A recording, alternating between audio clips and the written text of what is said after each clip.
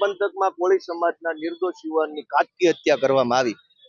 આ ચૂંટણી ટાણે ઠેઠ અહીં ઠેઠ બનાસકાંઠાથી જ્ઞાનીબેન આવે છે, વેલકમ, સ્વાગત છે, આપણી બેન છે, પણ ખરખરાના કામે આવે એ વધારે સારું ગણાય કે લગ્નમાં આવે સારું કહેવાય? આપણી સમાજમાં વ્યવહાર એ છે કે લગ્નમાં આવે ન આવે, પણ ખરખરામાં આવે ને એ માણાની નાચ ગણાય। ખરખરાની જરૂર વિછિયામાં હતી, કોળી ઠાકોર સમાજના યુવાનની હત્યા થઈ। આજ લગ્નનું ટાણું છે, ચૂંટણી એટલે લગ્ન, ખુશીનો તહેવાર, તો લગ્નમાં આવે છે વેલકમ, પણ ખરખરામાં કેમ ન આવ્યા? અને જે ખરખરામાં ન આવે એ લગ્નમાં આવે કે ન આવે, શું ફરક પડે? કેટલી સીટો તમને થાનગઢમાં કયા વિકાસના મુદ્દે?